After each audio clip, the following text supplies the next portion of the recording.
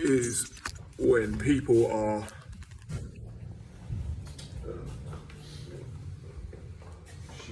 so when people are in mount on the top, so every single time we want to start pretty much the same way, and this is the same for guard passing as well. So my pelvis wants to always be tilted. So I tilt my pelvis and I want to get like a 70-degree sort of angle. So that, as we've been talking about, if Matt immediately as I mount and I'm pinching my knees, if he pushes my chest immediately, I have some connection to him. I'm not going to get knocked back, right? And what will happen in competition, most people when they get in this position is they just start pushing. They can say what they want on YouTube, but they just start pushing. And I need to be able to not at least fall backwards to begin with. Yeah, that is the first thing. So anytime you watch people and they're kind of relaxed, if he pushes me and gets to a forearm, he should be able to get all the way up. If I'm not in a good base, yeah, he can come up, right? So super important that we've got this basic idea that when they're pushing, knees are pinched, pelvis is tilted, and we're at an angle. So we've got some resistance to begin with.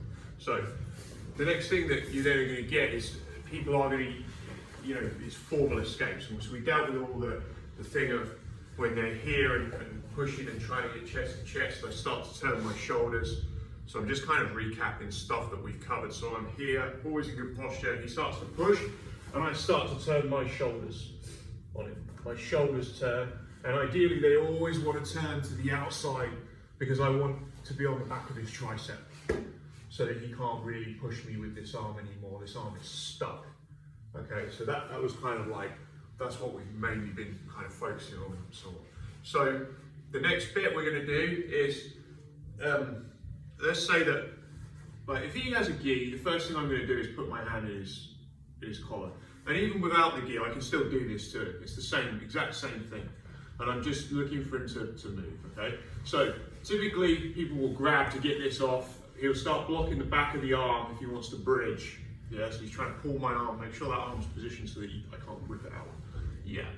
So he gets to this position, okay? So we know that pretty much, if he comes this way, I'm fine. But from the minute I do this, my next move really needs to be, he takes this grip position, he's bridging me that way, go. And I need to bring this foot up. This is what we've got to get in the habit of doing. This is almost like, I know this is coming.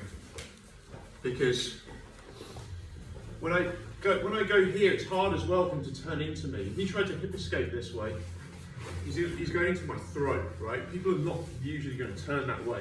His route out, he knows, is this way. And if he does that escape properly, my hand won't save me on that side.